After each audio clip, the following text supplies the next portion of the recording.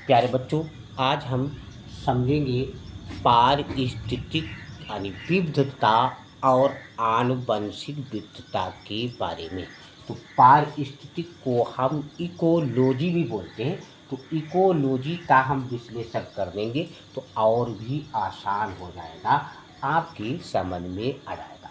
समझ में तो जरूर आएगा। समझ में ना आए तो नाइस सर लिख देना, और समझ में आ जाए तो कमेंट, लाइक, सब्सक्राइब सब कुछ कर देना, कि समझ में आएगा ही ज़रूर। अब हम कह दें कि अगर सूरज पश्चिम से निकल आया तो हम प्रधानमंत्री बना देंगे, तो हमें मालूम है हम बना ही नहीं पाएंगे, क्योंकि सूरज पश्चिम से निकलेगा ही नहीं।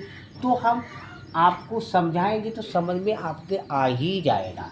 इसीलिए हम बताते हैं कि समझ में ना आए तो खाली नाइस सर लिख देना, और समझ में आ जाए तो सब्सक्राइब, लाइक, कमेंट सब कुछ कर देना।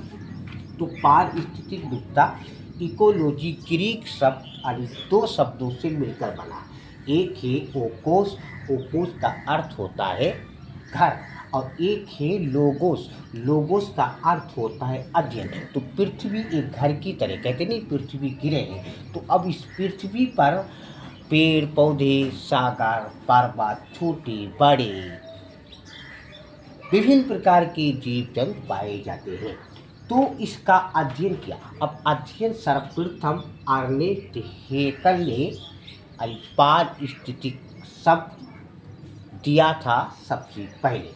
और ये भी पूछ देते हैं कि पारिस्थितिक शब्द सर्वप्रथम किसने दिया था, तो अर्नेस्ट हेकल ने दिया था।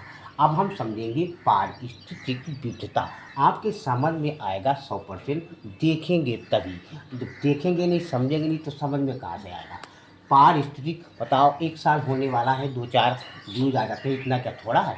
पारिस्थितिक विविधता, विविधता मतलब भिन्नता, अलग अलग, इसको इकोलॉजिकल विविधता भी कहा जाता है। इसका अर्थ यह हुआ कि एक बड़े भूदृश्य, भूदृश्य यानी जमीन के ऊपर हम लोग देखते हैं, दृश्य मतलब देखते हैं, पारस्परिक क्रिया करने वाले पारतंत्र का समूह, जैसे एक बड़े लैंडस्केप।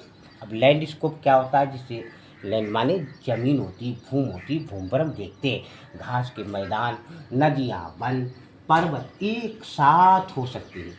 यही पारिस्थितिक विविधता है। समझ में बात नहीं है, और समझो। पर्वत, नदियाँ, वन सभी एक साथ हो सकते हैं।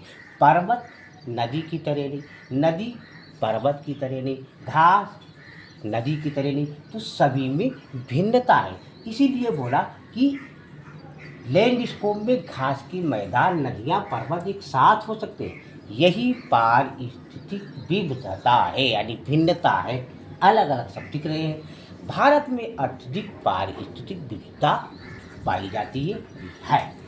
अब जैसे मरुस्थल वन है, मैंग्रोव है, कोरल रीफ है, ये नाम है क्षेत्रों के। अब नदी है, मुहाने है, वर्षा वन, एल्पाइन मेडो आदि, ये है पारिस्थितिक विविधता।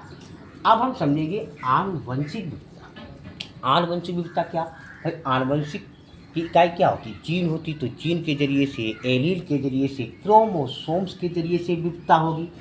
तो एक समष्टि के विभिन्न सदस्यों में संबंधित विविधता ही आनुवंशिक विविधता कहलाती है। इसका अर्थ यह हुआ कि आनुवंशिक विविधता एक ही प्रजाति में जीन्स की विविधता से संबंधित है, या अंतर एलील स्तर पर, या जीन स्तर पर, या क्रोमोसोम स्तर पर हो सकता है।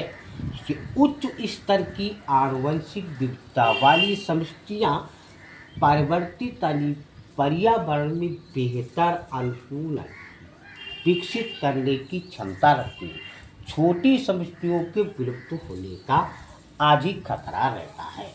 भारत में से धान की 50,000 से भी अधिक किस्में व आम की 1,000 से भी अधिक किस्में क्रमशः धान व आम की आनुवंशिक विविधता की घोतक मतलब चिन्हित को दर्शाया जाता है। तो ये है पारिस्थितिक विविधता और आनुवंशिक विविधता। लाइक, सब्सक्राइब, कमेंट करना मत भूलिए।